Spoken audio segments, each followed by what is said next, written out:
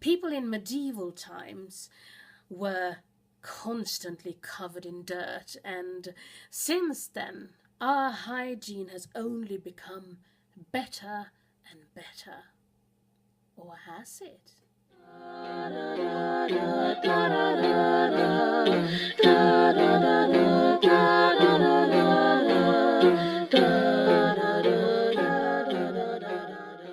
Hello.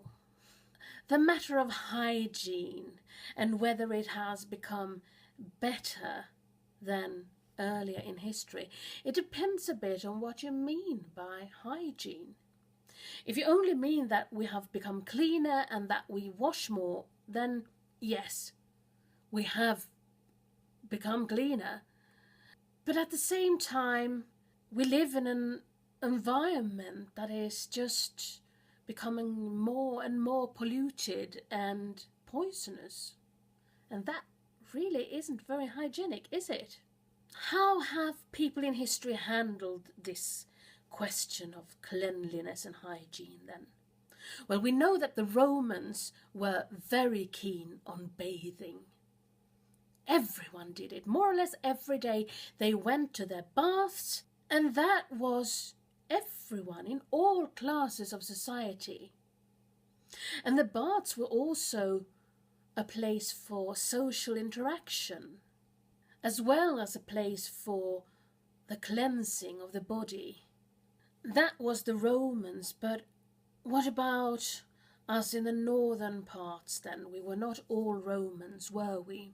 When the Romans came to conquer the northern barbarian parts of Europe, they were trying to make people civilized by introducing public buildings, togas, Latin, and baths. Didn't they bathe already then? Were they just covered in dirt? Well, no, they were not. Of course they washed. They were probably dirtier than what we would see as acceptable today, but they did wash. And there have been quite a lot of archaeological findings in the northern parts of Europe where they have found cleansing devices, things to cleanse your teeth with, and body scrapers and little spoons to cleanse your ears with, and things like that. We also know that in many, many cultures some kind of sweat lodge or sauna bath has been usual. It has been used for religious rituals and things like that, but also for the regular cleansing of the body. There are stories from Finland about people that have, first of all, been born in a sauna, and after they had lived a long life and they died, their bodies were taken care of in the same sauna. So they did bathe. Throughout large parts of European history, plague ravaged the countries. And the physicians were asked what caused it. They then answered that by bathing you exposed your naked body and opened your pores to harmful vapors and diseases. So with this, washing became directly associated with disease. People still were quite keen on being clean though, but now they thought that their linen underwear could pull the dirt out of the body, and to keep clean you only had to change your underwear as often as possible. And that was a much safer way of getting clean than bathing. Didn't this make people very smelly? Yes, it did. But on the other hand, everyone smelled. It was something you were just used to. And they did use perfumes. Not as you might think to cover your own body odor, but to protect yourself from other people's smells. Since this is a women's history channel and we are talking about hygiene, we have to talk about, that time of the month. All women have been through it. How did they keep clean?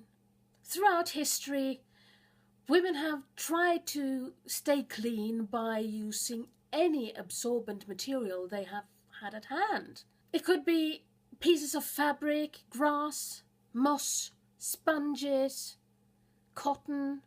These were held in place either by just tucking it between the thighs and let the legs keep them in place, or by using devices as straps or girdles or belts or things like that. There are quite a lot of stories, though, about women not using any padding at all. Either they just tucked parts of their clothing between their legs and just hoped for the best, or they just let everything flow as it came out. And there are also stories about children thinking that it was very practical when their mother was menstruating, because they could then always easily find her. Up until the 1900s, most women started menstruating later in life.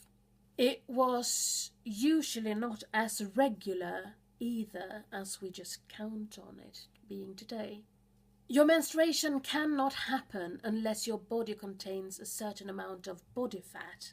And that's why times of starvation, sickness, or really hard work can stop your bleedings. Famine was so common, so probably it affected women quite frequently with their menstruation cycle.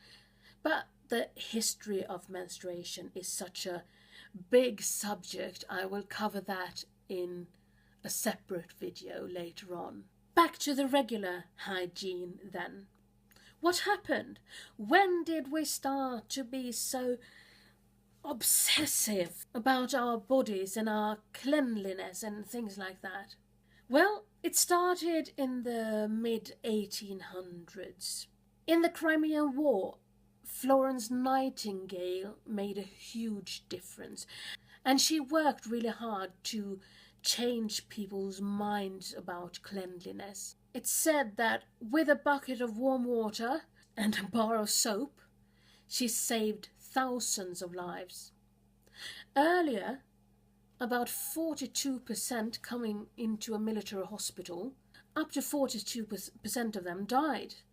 And with her cleanliness routines, that number dropped till 2%. Quite a big deal. About the same time, germ theory was introduced to the physician society. It did take quite a long time for it to really be accepted, though, because if the physicians were to acknowledge that germ theory was true, they had to admit to having killed thousands and thousands of people just by not washing their hands. But the real start of this time's hygiene hysteria was in the 1900s, when the companies started advertising hygiene products. All of a sudden, we could no longer smell like humans. We were convinced that we had to wash and spray everything so that any evidence of us having bodily functions were erased. In the 1960s, then, the second wave feminism brought with it the sexual revolution. And this was supposed to be really liberating and strengthening for women. But, as always, the advertisers found new ways of making women worried about their lady parts. Now they had to keep them extra clean, since they had so many sexual partners. They convinced women that their vaginas were not good enough, but had to be sprayed and groomed and constantly washed. That still lives with a lot of women today, and probably it makes more harm than good for them. A woman's private parts are designed to take care of themselves. They don't need to be disinfected and perfumed. We are now getting so clean that our immune system loses its capacity to fight. hence the rise of asthma and allergies. Europeans are not as concerned with bodily odors as the Americans are, though. Not yet, but in this globalized world, I would guess that it will come. But if you listen to older generations, they tell you that they had a bath once a week on Saturdays. And then every day they washed their hands and their face and everything extra if it was needed, but not every day. And let's get real here. If you drive your car to work, you take the lift to your office, you sit by your desk working all day, and then you drive your car home and spend a calm evening with your family, then you wouldn't even break a little sweat. There's nothing there to wash off. Of course, if you do some exercise or have a really physical job, then you'll have to have a shower, but not several times a day. This obsession with cleanliness leads to alienation of your body, and you are led to believe that you should not smell or function as a human. There is one thing, though, that has really been proven to keep diseases away and strengthen your health, and that is to wash your hands. There's no single thing you can do that is more effective at preventing the spreading of viruses and bacteria. So, wash your body less, your hands more, and clean up your environment. That's how you stay hygienic. I hope you learned something new today. See you soon, I hope. Bye!